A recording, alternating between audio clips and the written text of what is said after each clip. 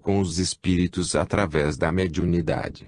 Torna-se, então, um ponto doutrinário da Igreja, a negação da possibilidade de contato entre o plano material e o espiritual. A concessão é feita apenas ao milagre, acontecimentos excepcionalíssimos em que alguns santos se manifestam ou mesmo a Virgem Maria. Qualquer outro caso deve ser explicado pela ciência humana, teoria das alucinações, ou por artimanhas do capeta. Em um livro notável, O Homem Procura Sua Alma, C.G. Jung, criticando os psicólogos materialistas, diz que a psicologia era uma ciência sem objeto, uma vez que se propõe, etimologicamente, a estudar a alma embora nela não acredite. A situação da Igreja é bem semelhante, pois ela, que deveria ser a guardiã das verdades espirituais, nega essas mesmas verdades, mergulhando em uma espécie de materialismo disfarçado que em nada tem auxiliado a evolução espiritual da humanidade. Parte 7.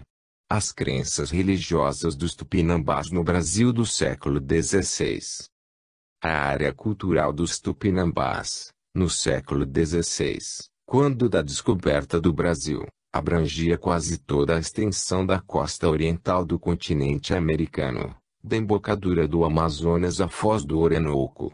A cultura tupinambá estava dividida em diversos grupos ou nações que apresentavam grande identidade linguística e analogia de costumes. Estes grupos estavam sempre lutando entre si como se a guerra, entre eles, exercesse uma função social determinada. O nome Tupinambá, do ponto de vista histórico, não deveria ser aplicado a todos esses grupos, mas apenas àqueles localizados no Rio de Janeiro e em regiões da Bahia e do Maranhão. 7. Os misteriosos seres da floresta, a mata, para os Tupinambás, não era só um espaço da caça e da guerra, mas, também, era um espaço sagrado, lugar do mistério onde habitavam gênios e potências malévolas para o homem.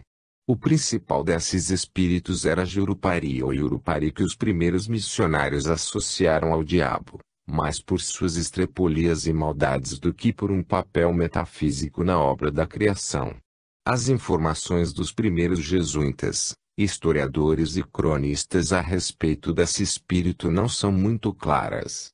Um mito diz que, no tempo das origens, Yurupari era amigo de Deus, convivendo em companhia dele, mas, por sua maldade, acabou sendo expulso da presença do Deus e exilado na terra. No mundo dos homens passou a prejudicar a vida humana em todos os sentidos, 80 impedindo que a chuva caísse, fazendo secar as fontes, rareando a caça e causando toda espécie de dissabores e perturbações para os índios, agindo mais ou menos como um poltergeist da tradição europeia. Conforme lembra Alfred Metraux, A Religião dos Tupinambás, página 46, Yurupari é um espírito solitário, único de sua espécie. Entretanto, há testemunhos históricos sérios que indicam ser a palavra Yurupari um nome genérico, aplicado a todos os demônios. Estudando os textos de Claude Abbeville e de Yves de Vaux que tratam deste assunto, tem-se a impressão de que se pode, sem prejuízo da verdade, associar Yurupari com a alma dos mortos. Conta-se, por exemplo, que esse espírito perverso, ou espíritos perversos, costumam habitar as aldeias abandonadas, notadamente em locais onde existem sepulturas. O segundo gênio da floresta é Agnon ou Anhungar. Os relatos existentes sobre esta entidade aproximam bastante de Yurupari, sendo, inclusive, como este, associado ao diabo do catolicismo. A sua atividade, todavia, parece ser mais sensacional e intensa do que a de Yurupari, pois os índios vivem apavorados com a possibilidade de entrarem em contato com esse espírito e serem vítimas de suas estrepolias. Normalmente, a Anhunga não é visível em sua forma essencial, entretanto, pode ser visto na forma de ave ou de outro qualquer animal. A Anhunga ama a escuridão e, assim, é tido como companheiro da noite, por isso os índios tupinambás, nas suas excursões noturnas, coisa que só fazem em momentos de extrema necessidade, Costumam levar um achote para espantar o espírito maléfico. André Tevet, citado por Metraux, Op. Cit. Página 48, diz que a Inhangá costuma permanecer por muito tempo junto às sepulturas recentes, esperando para devorar as carnes dos cadáveres ou os alimentos ali colocados pelos parentes do morto. Havia, além desta, uma relação maior entre a Inhangá e as almas dos mortos, pois, conforme a tradição desses índios, as almas dos preguiçosos e dos covardes são condenadas, depois de deixarem seus corpos, a caminhar ao lado de Anhangá pelas ermas florestas nas horas solitárias da noite. O terceiro espírito da floresta é o Curupira, de quem já falava José de Anchieta, em 1560, como sendo um duende que atacava e matava os índios. Estudando os mitos brasileiros, anotou Luiz da Câmara Cascudo, a respeito do Curupira: Curupira é o deus que protege as florestas. As tradições representam-no como um pequeno tapuio, com os pés voltados para trás e sem os orifícios necessários às secreções indispensáveis à vida, pelo que a gente do Pará diz que ele é muciço. O Curupira ou Currupira, como nós o chamamos no sul, figura em uma infinidade de lendas, tanto no norte como no sul do império. No Pará, quando se viaja pelos rios e ouve-se alguma pancada longínqua no meio do bosque, os remeiros dizem que é o Curupira que está batendo nas sapupemas, a ver se as árvores estão suficientemente fortes para sofrerem a ação de alguma tempestade que está próxima. A função do Curupira é proteger a floresta. Todo aquele que derruba ou por qualquer modo, estraga inutilmente uma árvore, é punido por ele com a pena de errar tempos imensos pelos bosques sem poder atinar com o caminho de casa ou meio algum de chegar entre os seus. Cascudo. Geografia dos mitos brasileiros, página 84. O Curupira com o Yurupari e o Anhangá formam uma espécie de trio espiritual com que os índios têm extremo cuidado. Eles são parentes muito próximos das ninfas, dos sátiros, dos faunos, das ondinas, dos elfos e outros seres sobrenaturais que as mitologias antigas colocaram nas florestas para protegê-las e manter-lhes o equilíbrio. Costumam fazer maldades com os homens, mas essas maldades jamais são inteiramente gratuitas. 7.1 O mundo dos espíritos. Os tupinambás, como já ouvimos antes, acreditam que nas matas, nas ocas, nas margens dos rios e dos lagos, nas praias, nas lapas sombrias, nas grandes montanhas e nos outeiros desertos, existem espíritos, a maioria perigosa e ameaçadora e contra a qual se deve tomar especiais providências. Dentro deste universo de seres mágicos e sobrenaturais, o espírito dos mortos ocupa um lugar de destaque. Muitos desses espíritos, consoante essas crenças, ao abandonarem os corpos físicos, não vão para lugares especiais esquecidos dos homens que ficam na terra. Pelo contrário, permanecem nas aldeias, estragando os alimentos, causando doenças, interferindo na incidência de chuvas, provocando derrotas nas guerras, doenças nas crianças, dificultando os partos e assim por diante. Não é incomum que se apoderem de pessoas e as maltratem, de todos os modos possíveis. Tais espíritos vivem de preferência junto às sepulturas como se desejassem tomar conta de seus despojos ali enterrados ou conseguir o alimento ritual que costuma ser posto nos túmulos em determinadas ocasiões. Muitas vezes, os índios, em grupo, tomam as suas canoas e descem os rios em busca de pesca farta ou de inimigos a combater. Se, nessas ocasiões, acontecer do céu tornar-se ameaçador e armar-se uma tempestade, relacionam essa alteração climática com a atividade de parentes a amigos mortos. Jogam, então, objetos nas águas com a intenção de aplacar a ira desses espíritos. Os espíritos dos mortos costumam se materializar, mas nem sempre assumem a forma humana. Em suas manifestações aparecem como animais estranhos ou bizarros, como pássaros negros, salamandras e morcegos. Na forma de salamandras procuram mulheres para ter com elas intercurso carnal. Nem sempre, porém, os espíritos aparecem em formas tão grotescas e materiais. Muitos espíritos são notados apenas pelas cores cambiantes que possuem ou por certos ruídos que produzem no mato. Se um necromante invoca os espíritos, eles chegam salivando e assoviando. Suas vozes, em alguns casos se assemelham à dos morcegos e, em outras, pelo timbre agudo, lembram as vozes das crianças. Nem todos os espíritos do universo metafísico dos Tupinambás são maléficos e perigosos. Há os chamados Apoiaué que se comportam de um modo benévolo. Se aparecem para alguém, não tomam formas bizarras que possam provocar medo. Não se apossam de seu corpo, nem lhes batem, mandam-lhes a chuva no tempo oportuno e zelam por suas colheitas. Os espíritos podem habitar certos objetos rituais como as cabaças. Não se trata, porém, nesses casos, de qualquer cabaça, mas de um objeto mágico feito pelo feiticeiro e que procura reproduzir uma cabeça humana. Yves de Vrelx fala de uma dessas cabaças, cabeça tão aperfeiçoada a ponto de possuir um maxilar móvel. Apud. Metraux. Página 59. Essas cabaças funcionavam como oráculos e eram consultadas pela tribo em momentos difíceis. Outro elemento relacionado com o culto dos espíritos era o maracá. Segundo Metraux, Op. Cit. Página 60, era o maracá um instrumento musical formado por uma cabaça na qual se introduziam sementes ou pequenas pedras. Ao balançá-la, produz-se um som semelhante ao do chocalho. Os indígenas consideram esse barulho feito pelo maracá como sendo as vozes dos espíritos ali aprisionados. O maracá não era, por sua própria natureza, um objeto mágico.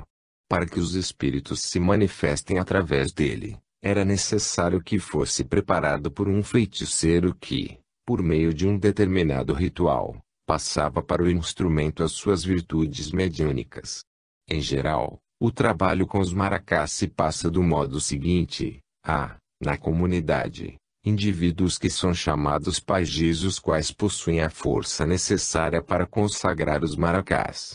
Tais indivíduos costumam, em certas épocas do ano, percorrer a região, indo de aldeia em aldeia, visitando todas as ocas e afirmando aos presentes que estão em contato com espíritos vindos de lugares distantes.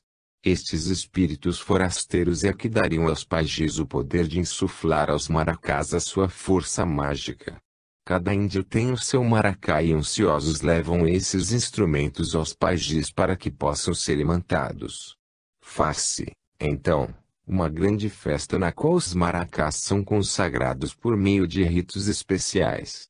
7.2 O poder dos feiticeiros na cultura tupinambá. O indivíduo não se torna feiticeiro por meios práticos iniciatórios, mas pela inspiração. Uma pessoa, para conseguir nestas comunidades o status de feiticeiro, deverá se apresentar, com provas adequadas, que demonstrem o seu poder mágico.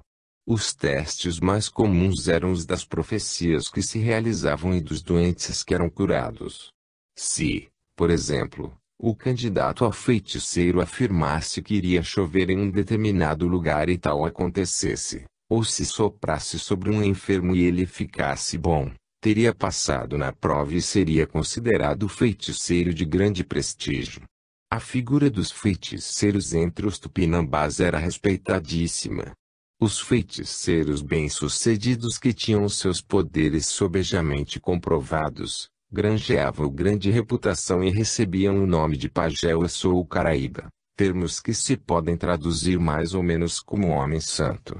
Os feiticeiros que conseguiam bom sucesso procuravam afetar um comportamento externo que acreditavam ser compatível com a dignidade de sua função.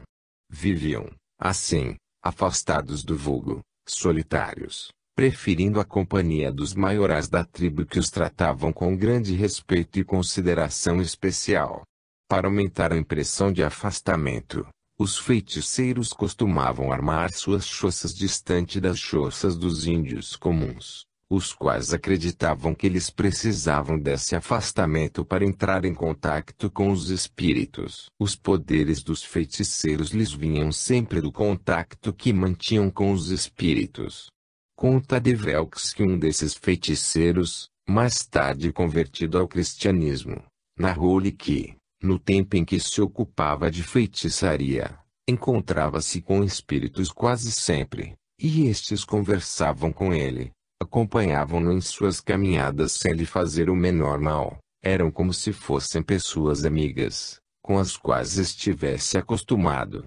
A relação entre os feiticeiros e os espíritos torna-se, às vezes, inacreditável.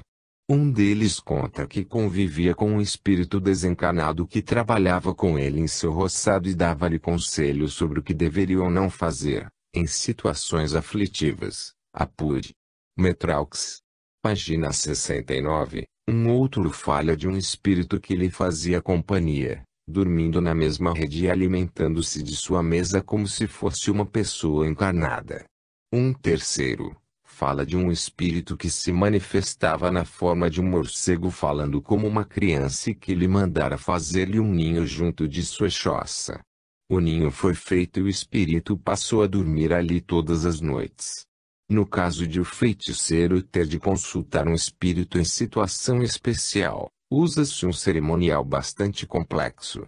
A Tevete nos fala de um desses cerimoniais. Usam os indígenas de certas cerimônias e inovações diabólicas, a saber, levantam, primeiramente, uma choça nova, jamais habitada, armando dentro dela uma rede branca e limpa. Em seguida, transportam para a referida oca uma grande quantidade de víveres, inclusive o cauim, que é a sua bebida ordinária, mas fabricada por uma donzela de 10 ou 12 anos. Finalmente, depois de tudo assim preparado, o povo reunido conduz esse gentil profeta à cabana onde o mesmo permanece sozinho, depois que uma das moças lhe der água para se lavar.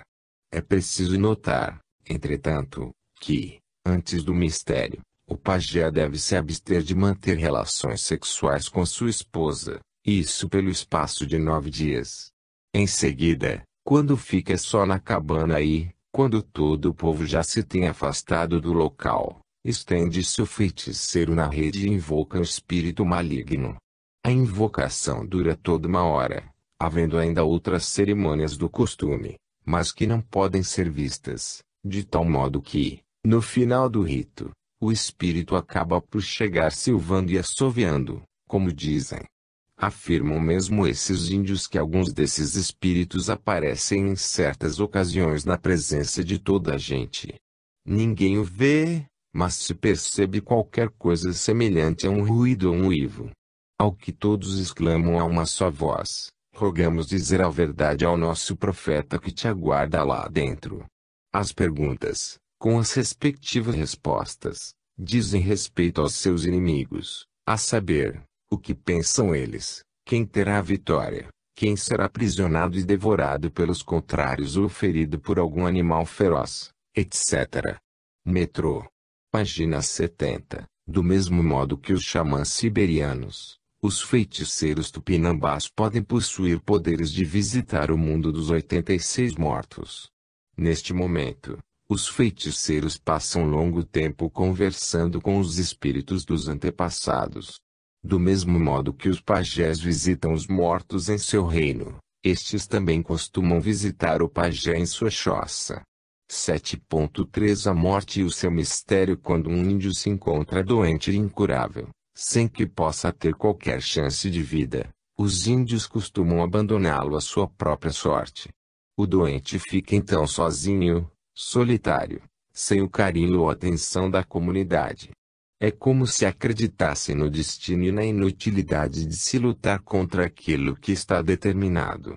Vagarosamente, entretanto, à medida que a morte se aproxima e o doente começa a dar sinais de estar em agonia, os parentes se aproximam dele, dando mostras de grande sofrimento.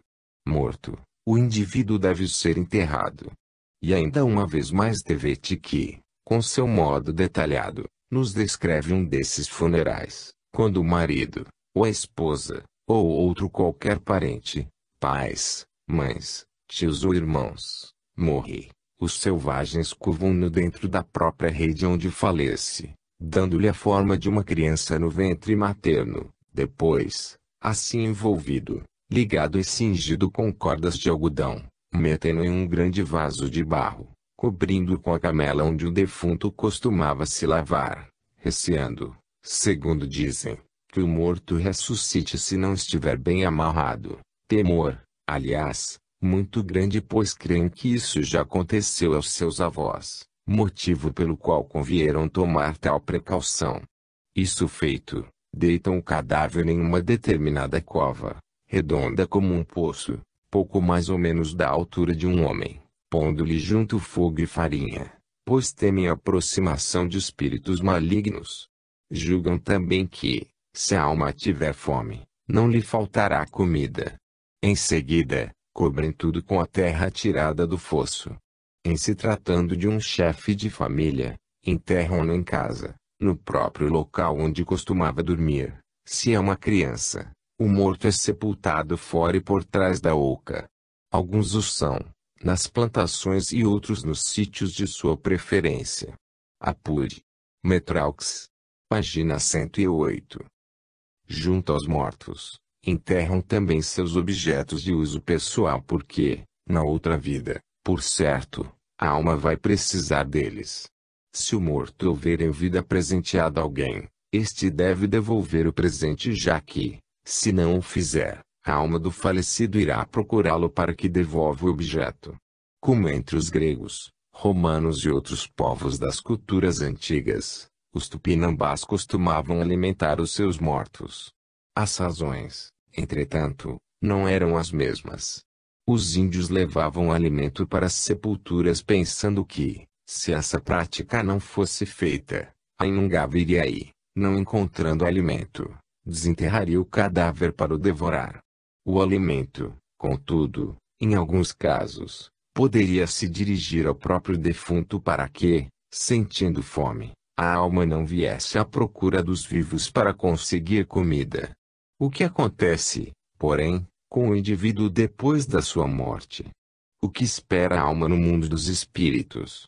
Entre os tupinambás, a alma ligada ao corpo chamava-se Anhi. Quando estava separada do corpo, passava a se chamar Angoeira ou Langueira.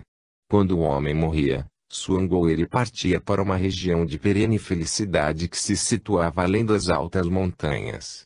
Ali vivia com os antepassados, dançando, cantando, caçando e pescando felizes. Quando alguém morria, os familiares lhe pediam que desse lembranças aos amigos e parentes que já haviam partido. Davam-lhe presentes que deveriam ser entregues a estes no fim do mundo e procuravam animar o morto para que fizesse a viagem sem medo. Era-lhe recomendado que não deixasse o seu fogo extinguir-se, que não passasse pelas terras dos inimigos e que, no caso de se cansar e dormir pelo caminho, reparasse bem ao levantar-se não estava se esquecendo de seus machados, lanças, foices e outros pertences. O caminho para este paraíso não é fácil como se poderia imaginar. A alma deve passar por locais muito escuros e se arriscar a perder o caminho. Para que não se perca, o morto se utiliza do fogo que foi deixado em sua sepultura. Muitos são os gritos e os inimigos que espreitam a alma na sua jornada, e só com muito trabalho ela consegue se livrar de todos os obstáculos que se apresentam. E por isso que as almas dos bravos que foram mortos em combate e tiveram sua carne devorada pelo inimigo, conseguem alcançar o paraíso mais facilmente do que as almas dos covardes e dos afeminados. As almas das mulheres dificilmente conseguem alcançar estas regiões. Para lá vão apenas as chamadas mulheres virtuosas, isto é, esposas de guerreiros mortos em combate e devorados por seus inimigos. Novamente temos de concordar com os espíritos quando eles nos mandam observar os povos ditos primitivos para lhes se descobrir a ideia de Deus. Causa-nos pena pensar que os jesuítas e outros religiosos, ao invés de trabalharem para a melhor compreensão dessas ideias, Esforçaram-se para cobri-las com o manto cinzento do dogma e, com a desculpa de evangelizar o índio, deturparam sua cultura, deformaram-lhe a tradição. Neste sentido, as religiões chamadas tradicionais têm prestado um profundo desserviço à evolução do espírito humano e à busca das grandes verdades. Parte 8. O Império das Trevas e os Demônios. 8. Os Demônios. Antes de entrarmos no estudo das crenças medievais e renascentistas sobre o demônio, acreditamos ser de extrema utilidade, principalmente para o nosso leitor não espírita, colocarmos nestas páginas o que o Espiritismo ensina a respeito do diabo e de seus anjos.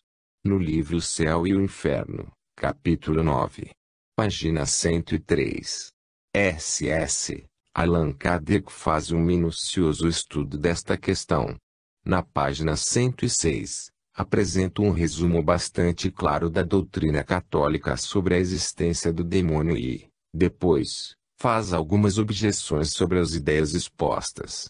Com rigor metodológico, espírito crítico e lógica irrefutável, Kardec mostra a impropriedade de tal doutrina incompatível com a bondade e justiça divinas. Na página 116, Kardec apresenta o ponto de vista da doutrina espírita. Conforme a codificação kardeciana, a criação não possui seres à parte como anjos ou demônios. Deus criou os espíritos simples e ignorantes e lhes possibilitou a experiência em corpos materiais, na Terra e em outros planetas, para que possam avançar na escala espiritual. Ao contrário do que ensina a Igreja Católica, os anjos são criados perfeitos. Explica Kardec, Deus os criou perfectíveis, dando-lhes por objetivo a perfeição com uma consequente felicidade. Mas não lhes deu a perfeição. Deus quis que eles devessem a perfeição ao seu esforço pessoal, a fim de que tivessem seu próprio mérito.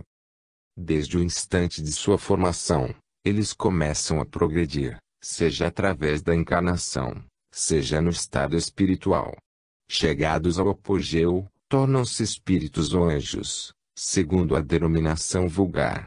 Desta maneira, desde o embrião do ser inteligente até o anjo, há uma cadeia contínua em que cada elo representa um grau de progresso. Kardec. Op. Cit. Página 116. Sendo assim, a consequência lógica é a de que nem todos os espíritos estão no mesmo grau de adiantamento. Haveria, portanto, espíritos mais ou menos adiantados, moral e intelectualmente de acordo com o esforço que fizessem para avançar na senda do progresso. Diz Kardec que existem espíritos inclinados para o mal e que nisto encontram prazer. São os espíritos que os homens denominaram diabos, capetas, etc. O Espiritismo, entretanto, evita estas denominações. Se o Espiritismo não lhes dá esse nome é para não ligá-los à ideia de seres distintos da humanidade, de uma natureza essencialmente perversa, destinada eternamente ao mal e incapazes de progredir para o bem. Op. Cit.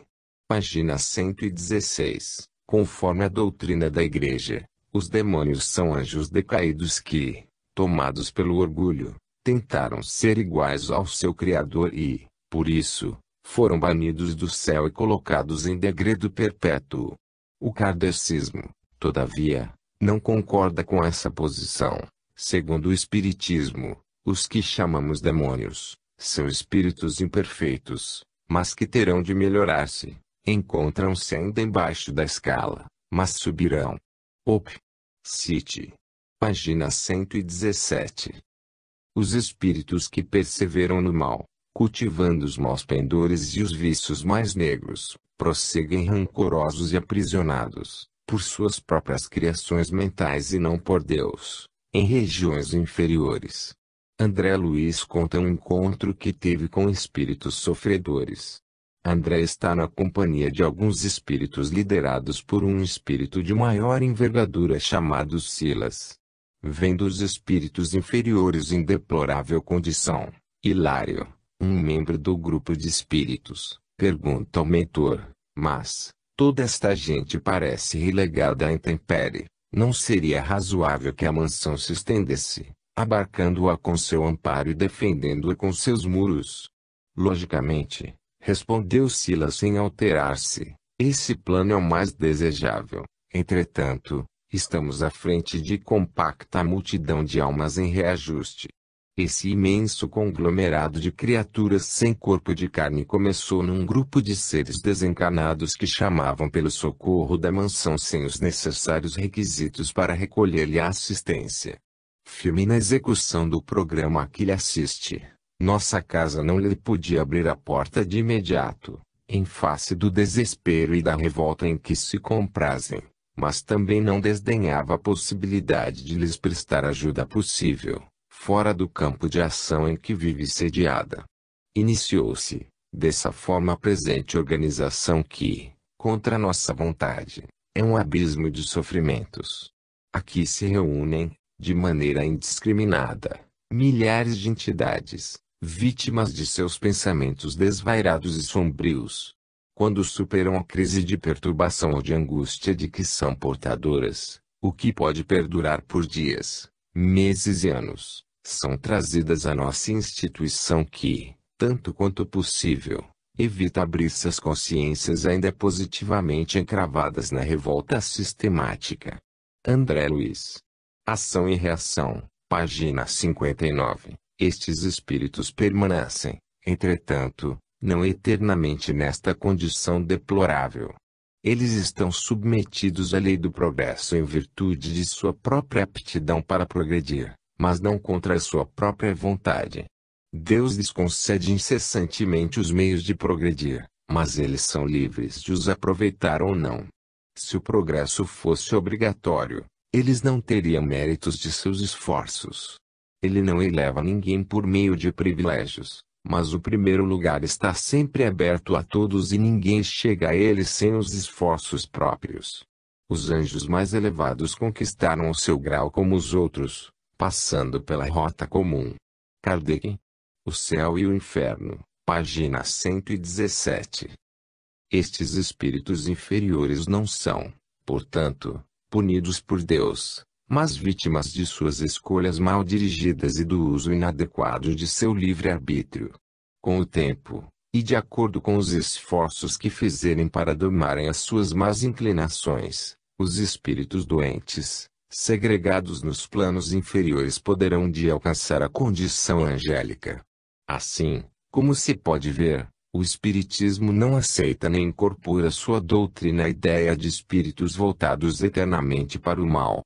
Do ponto de vista do kardecismo, os espíritos não estão determinados para o bem ou para o mal, mas estão em um certo lugar na escala evolutiva e mesmo aqueles mais impenitentes e perseverantes nas obras maléficas, terão oportunidade de, se o desejarem, alcançar as esferas crísticas onde se pode dizer como fez Jesus, eu e o Pai somos um. 8.1 Os íncubos e os súcubos. Era crença geral na Idade Média e no Renascimento que o demônio poderia vir à Terra copular com os mortais. Nesses casos, havia dois tipos especiais de demônios, os íncubos, ou demônios masculinos, e os súcubos, ou demônios femininos. Conforme a opinião de grande parte dos demonólogos, os íncubos e súcubos são encarnações do demônio para o comércio carnal com os seres humanos. O que pretendia o demônio com tais cópulas? Nisso não estão completamente de acordo os demonólogos. Para alguns, o demônio procura sexualmente os seres humanos para dar expansão à sua lascívia ou mesmo para poluir os mortais por pura maldade. Para outros, as relações sexuais entre os demônios e os seres humanos visaria fazer nascer o anticristo para a instauração do reino das trevas na Terra. Estas ideias levavam ao seguinte questionamento: como o demônio conseguia um corpo para exercer na Terra a atividade sexual? Pensadores da Igreja como Agostinho e Tomás de Aquino defendiam a tese de que o demônio tomava forma material de um cadáver. Dizia-se que, neste caso, o espírito do mal se utilizaria dos corpos dos condenados à forca e que, por muito tempo, ficavam expostos a pender dos patíbulos. A teoria do roubo do corpo de um enforcado trazia um novo problema. Sabia-se que o demônio, Quando se apresentava a sua vítima, mostrava-se sob um aspecto sedutor. Ora, os cadáveres são repulsivos, pouco desejáveis e, portanto, não serviriam como elementos de sedução. O demonólogo Francisco Maria Guazzo, em seu trabalho intitulado Compendium Maleficarum, defendeu a tese de que os demônios são assexuados e podem forjar para si próprios corpos humanos ou de animais. Uma das teorias mais interessantes sobre este assunto oferece-nos o padre Ludovico Sinistrari da Meno, em um livro chamado O Livro dos Demônios. Na opinião de Sinistrari, os íncubos e os súcubos, a rigor, não são anjos nem demônios. Estes espíritos caíram não porque tentassem se igualar a Deus, mas por uma sensualidade desenfreada. A descrição que o padre Sinistrari faz desses demônios é interessante. Não possuem natureza divina e suas essências são mais sutis do que a dos homens. Possuem inteligência, capacidade de raciocínio e órgãos como os dos homens, mas destes diferem, principalmente pela matéria de que são feitos, mais leve e rarefeita do que dos seres humanos. O que, entretanto, definia mais especificamente os íncubos e súcubos era a sensualidade. No livro do padre Sinistrari da Meno publicado em francês sob o título de La Démonialité des Animaux Incubes et Succubes, há um relato minucioso de um caso em que um incubo atua como sedutor de uma mulher casada e de caráter inatacável. Vejamos, porém, a história. Havia, na cidade de Pavina, na Itália, uma mulher casada cuja moral era inatacável. Chamava-se Jerônima e era paroquiana da igreja de São Miguel.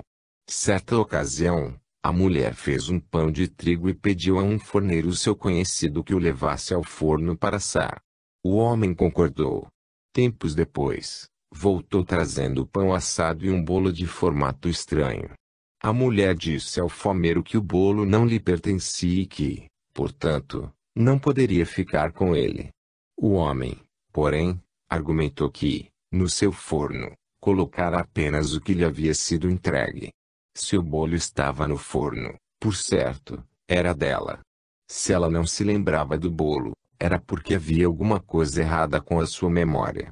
A mulher, embaraçada com a argumentação do forneiro, decidiu ficar com o bolo mesmo desconhecendo a sua procedência. Em casa, comeu junto com seu marido, a filha pequena empregada da casa. Aquele dia transcorreu normalmente. À noite, porém, quando dormia ao lado do marido, foi acordada por uma voz muito fina e insistente que lhe segredava ao ouvido: "Como é? Gostou do bolo? Estava a seu gosto?" A mulher ficou apavorada e, encolhendo-se, fez o sinal da cruz com a esperança de afugentar o intruso. O espírito, entretanto, não se afastou, ao contrário, continuou a falar. A mulher, todavia, continuou a fazer preces, pedindo a Deus que afastasse dela aquela influência nefasta. O espírito, contudo, continuava implacável. Então, Jerônima sentiu no rosto um beijo leve, muito leve. Era como se alguém lhe tocasse as faces com uma penugem extremamente fina. A pobre mulher voltou a fazer o sinal da cruz. Os beijos prosseguiram ainda por um certo tempo e depois pararam. O sedutor havia se retirado. No outro dia, bem cedo, a mulher, muito preocupada, foi procurar o seu padre confessor e contou-lhe tudo. O padre aconselhou-o a manter-se firme, não cedendo em hipótese alguma. Disse-lhe, ainda, que deveria conseguir alguma relíquia para protegê-la daquele demônio. De nada, porém, adiantaram as relíquias. O espírito continuou a visitá-la na cama e a lhe fazer propostas indecorosas, beijando-lhe as faces seguidamente. São chamados, então, exorcistas experimentados que vasculham a casa, benzem o quarto de dormir e a cama do casal. Tudo, entretanto, resultou inútil. Em razão da mulher continuar firme na sua resistência contra o sedutor desencanado, este mudou de tática. Passou a aparecer para ela chorando e gemendo como se quisesse mostrar a seu amado estado a que fora reduzido por causa do amor não correspondido. A mulher, todavia, continuava disposta a não ceder. Assim, o incubo tentou uma nova tática. Passou a aparecer para sua amada na forma de um belo rapaz, de barba loura, olhos verdes e elegantemente vestido à espanhola. A partir de então, manifestava-se com maior frequência, chorava, suspirava, jogava beijos como um amante qualquer. Não obstante o insucesso, o espírito tornou-se mais agressivo e começou por esconder os objetos da casa, velas, crucifixos, relíquias, joias, tudo desaparecia. De nada adiantava guardar os objetos em cofres ou gavetas, pois dali eram retirados facilmente sem forçar a fechadura. Depois, parecendo tomado de ira incontrolável, cobriu a mulher de pancadas a ponto de deixar-lhe o corpo coberto de quimoses e contusões.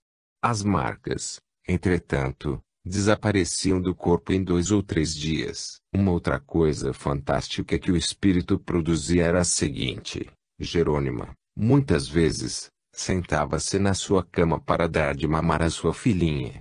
Nessas ocasiões, ele tomava a criança do colo da mãe, alçando-a até ao teto, mas sem lhe provocar mal algum. Em outras ocasiões, de uma hora para outra, sem qualquer motivo, o incubo revirava a casa, quebrava travessas, copos e pratos. Depois, misteriosamente, consertava todos esses estragos e tudo voltava aos seus lugares como estava antes. Todos esses acontecimentos fantásticos, contudo, não quebraram o bom ânimo da mulher. O espírito, então, decidiu apertar o cerco. Assim, uma noite, quando Jerônimo dormia com o esposo, o conquistador espiritual entrou no seu quarto e lhe disse: "Quero que deixes o teu marido." A mulher resistiu com energia à proposta do espírito. Este, furioso, retirou-se. Pouco depois voltou com uma grande quantidade de pedras com as quais ergueu, em torno do leito de sua amada, um muro enorme. O muro foi construído sem cal. Os donos da casa derrubaram a parede e empilharam as pedras no quintal, resultando um monte de tamanho razoável. Dias depois as pedras desapareceram como que por encanto. Cansada de tantos ataques da parte do espírito, a inditosa mulher decidiu apelar para o bem-aventurado Bernardinho de Feltre, cujo corpo se venerava na igreja de Esdago, não muito longe dos muros da cidade. Fez, então, um voto de, durante todo um ano, usar capuz de cor cinza e um hábito apertado com um cordão semelhante àqueles que usavam os irmãos menores. Assim vestida, Jerônima dirigiu-se para o templo. Ao entrar no átrio da igreja, soprou um vento forte e frio que arrastou suas roupas, deixando-a inteiramente desnuda. 2 respeitáveis cavaleiros presentes, cobriram-lhe o corpo com suas capas e, colocando-a em um carro, levaram-na para casa. As vestes e os enfeites furtados pelo espírito foram devolvidos 6 meses depois. Como acabou esta história? Vejamos o que diz o próprio Siri Estraridameno. Breve poderei contar-vos outros fatos e dos mais desagradáveis que lhe impôs ainda este incubo, mas tudo tem fim. Suficiente saber que, durante vários anos, ele ainda persistiu em suas tentações, mas, finalmente, vendo que perdia o seu tempo e trabalho, viu-se forçado a levantar o seu cerco. Op. Cite. Página 45, Jacques Finet, Erotismo e Feitiçaria, páginas 197, comenta, não sem ironia e fino senso de humor, que histórias como as que acabamos de narrar sobre os amores de demônios com seres humanos, serviriam aos interesses de pessoas inescrupulosas. Assim, alguns homens disfarçados em demônios poderiam causar pânico às mulheres e, dessa forma, conseguir-lhes favores de natureza sexual, e muitas mulheres, principalmente as freiras, poderiam atribuir a incubos situações sexualmente delicadas. Por outro lado, havia pessoas, teólogos e demonólogos, que consideravam os contactos sexuais entre demônios e seres humanos como algo perfeitamente possível. Estes estudiosos, Contudo, enfrentavam, frequentemente, grandes dificuldades. Uma delas dizia respeito à possibilidade de o demônio poder efetivamente engravidar uma mulher, e disto resultar uma criança. O problema não era só complexo, como também se desdobrava em diversas outras questões. Leamos sobre este problema, Jacques Finet, um determinado número de perguntas decorrentes aliás, umas das outras, apresentaram seus inquisidores que tentavam respondê-las com maior ou menor acerto. São os demônios férteis. No caso negativo, como conseguiriam esperma? Se roubam esperma aos homens, pode este conservar-se fecundante ou perde o seu valor quando da transferência? Enfim, qual seria o aspecto de uma eventual descendência? Humana ou monstruosa ou híbrida? Tantas perguntas que suscitaram tantas respostas mais monstruosas que o próprio assunto. Finet. Op. Cite. Página 203. Examinemos, com a ajuda de Finet, as questões propostas. Entre os demonólogos, poucos são aqueles que defendem a possibilidade dos demônios serem férteis, e um deles é o nosso já conhecido Sinistrari D'Ameno. Acredita ele que os demônios da classe dos íncubos e dos súcubos são, a rigor, semelhantes a animais e, sendo assim, podem produzir o próprio sêmen e com ele engravidar as mulheres que consentem ou são levadas por embuste a com eles entrarem em relações sexuais. Os que não concordam com o padre Sinistrari partem do pressuposto de que o demônio, sendo um ser da ordem espiritual, não pode produzir esperma. Assim, só resta uma possibilidade: o demônio rouba o esperma dos homens para as suas incursões carnais.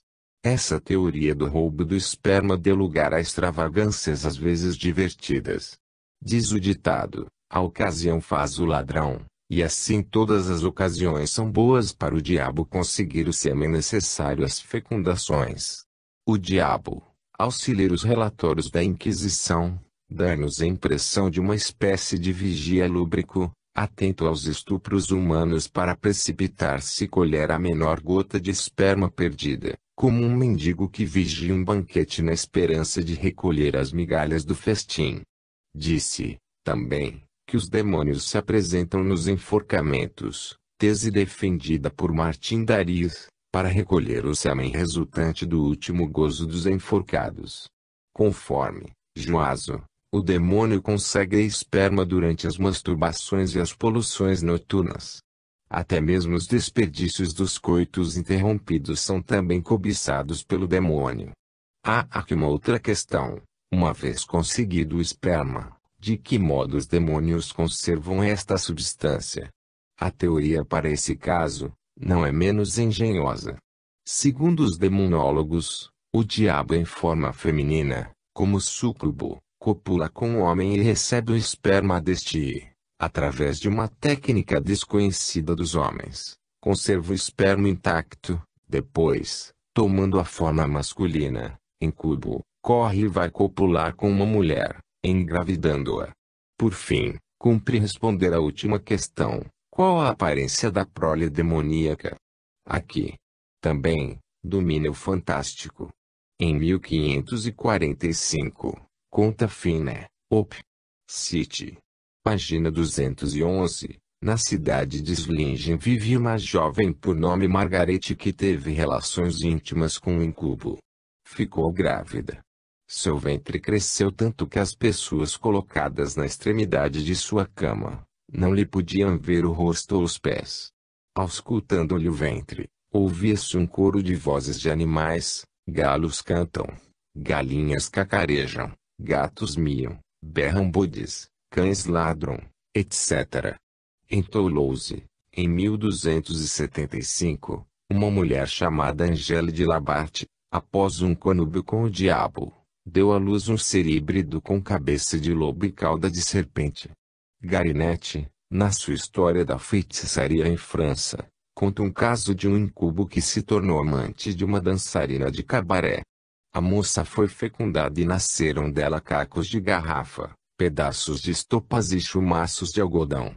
Todas essas teorias e relatos maravilhosos sobre os demônios incubos e súcubos revelam o quanto pode ser poderosa a imaginação humana, como pode criar fantasias e produzir mitos. Entretanto, a imaginação, por mais poderosa que seja, não cria do nada.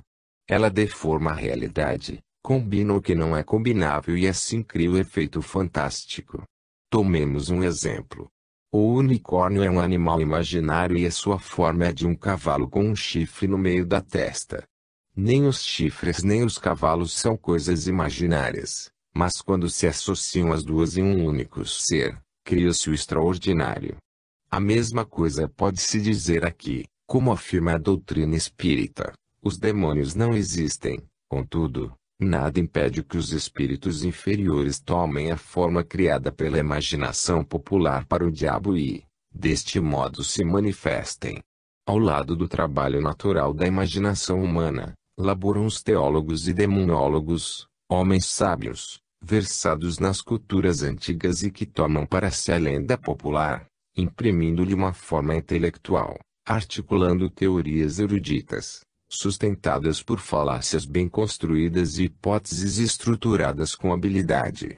Com isso oficializam o medo, útil aos seus interesses, e, ao mesmo tempo, camuflam a verdadeira causa destes fenômenos, o espírito humano. 8.2 A hora e a vez das feiticeiras. O que era uma feiticeira? Uma serva de Satã cuja tarefa seria auxiliar o príncipe das trevas a estabelecer na terra o reino do anticristo. Uma mulher vítima de doença mental em uma época dominada pela superstição e pelo fanatismo religioso. Um médium desviado, colhido na trama dos espíritos trevosos. Não há uma resposta objetiva para esta questão, pois o conceito de feiticeira foi construído a partir de interesses muito específicos que o amoldavam conforme as circunstâncias. Aqui tentaremos discutir este assunto, embora com as limitações próprias de um trabalho desta natureza. Desde a Idade Média, acreditava-se que havia pessoas chamadas feiticeiras que procuravam servir aos demônios e não a Deus. Em 1260, o Papa Alexandre IV, combatendo as bruxas, indica quais os sinais por que essas pessoas podem ser identificadas. São eles: a negação da crença em Deus, a adoração ao diabo, a entrega de seus filhos a Satã, o sacrifício de crianças, o juramento pelo nome do diabo, a prática do incesto, a prática da necrofagia, a capacidade de provocar doenças em pessoas e animais. Todas essas características tornam as feiticeiras pessoas abomináveis, seres malditos, infamantes e infamados contra os quais os verdadeiros cristãos, principalmente os eclesiásticos, devem abrir lutas sem quartel. Foi para erradicar as heresias e combater as feiticeiras, o maior e o mais abominável dos heréticos, que o Papa Gregório IX criou o Tribunal da Santa Inquisição da Fé. Esse tribunal vai se incumbir de intensificar a caça às bruxas com o intuito de eliminá-las da face da terra. Deveria o tribunal, depois de julgá-las, dar-lhes morte exemplar para que, vendo-as morrer cruelmente, as pessoas se desestimulassem da prática desta pavorosa heresia. A condenação das práticas mágicas e das pessoas tidas como possuidoras dos poderes demoníacos, hoje pessoas psicomédiums, era muito antiga.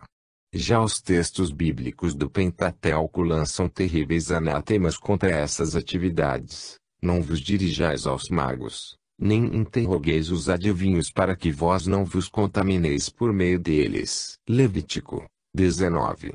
K.31. A pessoa que se dirigir a magos e adivinhos e fornicar com eles, eu porei o meu rosto contra ela e exterminarei do meio do meu povo. Levítico 20. K.6. Homem ou mulher que possuir espírito pitônico ou de adivinho, sejam punidos de morte. Lê. 20 a 27. Quando tiveres entrado na casa que o Senhor, teu Deus, te há de dar, guarda-te de querer imitar as abominações daquelas gentes.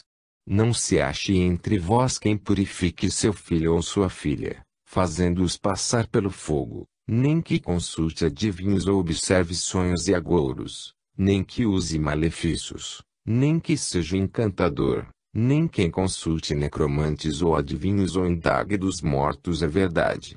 Porque o Senhor abomina todas essas coisas e, por tais maldades, exterminará esse povo à tua entrada.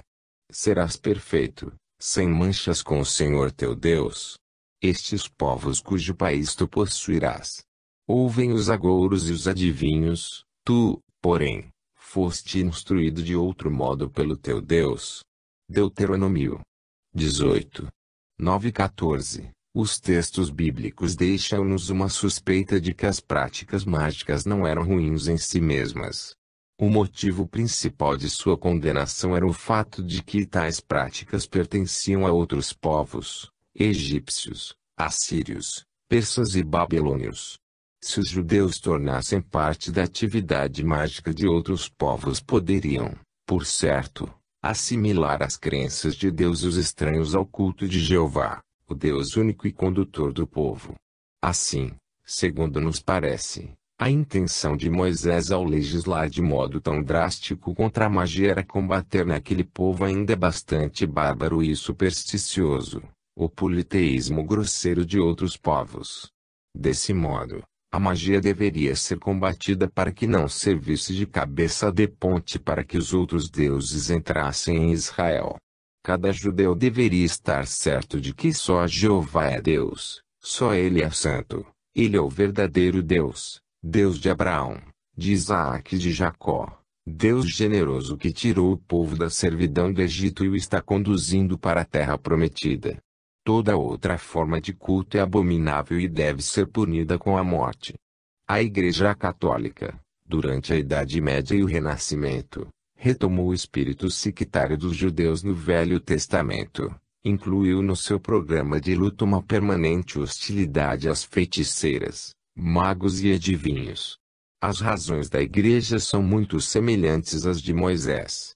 O líder hebreu desejava defender o culto de Jeová da influência de cultos estranhos, enquanto a Igreja queria esmagar por completo os resíduos da religião antiga. A conversão dos bárbaros fora epidérmica. Os grandes senhores converteram-se ao cristianismo quase sempre por motivos políticos e o povo se converteu sob pressão ou graças à ação catequética exuberante de um pregador ilustre e de vida exemplar. A religião antiga, que incluía a magia e a comunicação com os espíritos, prosseguiu influenciando poderosamente a vida das pessoas. A feitiçaria era um componente da religião antiga que precisava ser destruída para que a vitória de Jesus Cristo fosse completa. Trava-se, assim, uma guerra, ou mais propriamente, uma cruzada contra os feiticeiros, fossem quem fossem, estivessem onde estivessem. Havia, porém, uma dificuldade: como se poderia saber se uma pessoa era ou não feiticeira? Haveria algum tipo de sinal que indicasse um membro desta confraria maldita? Como posso saber se o meu vizinho ou um membro de minha família é um feiticeiro? De que maneira e com base em que tribunal poderia levar a julgamento uma pessoa acusada de feitiçaria? Conforme François e Rabadieu-Dumas, os sinais apresentados por um feiticeiro são os seguintes: e faculdade telepática. 2. Inteligência de línguas estranhas sem as ter aprendido. 3. Conhecimento de acontecimentos futuros. 4. Conhecimento do que se passa em lugares distantes e fora do alcance da vista. 4. Exaltação das faculdades intelectuais. 6. Força física superior à normal. 7. Levitação. Examinando-se com mais cuidado essas características, nota-se facilmente que esses sinais são os mesmos encontrados entre os médiuns modernos estudados pelo Espiritismo. Assim, reforça-se a tese de que uma grande parte dos feiticeiros eram médiuns e que a luta da Igreja Católica contra a feitiçaria foi, em parte, uma luta contra a mediunidade. É oportuno lembrar que tais fenômenos eram também encontrados no seio da própria Igreja. A diferença era que, nesses casos, Os médiuns eram considerados santos e não feiticeiros e a fonte da comunicação seria Deus e não o diabo. Colocadas estas questões iniciais, penetremos um pouco mais no sombrio mundo dos feiticeiros. 8.3 O Sabá e o Esbá. Quando se estuda com mais detalhes a feitiçaria, encontra-se, com alguma frequência, as palavras Sabá e Esbá. No século XIV, os inquisidores acreditavam que as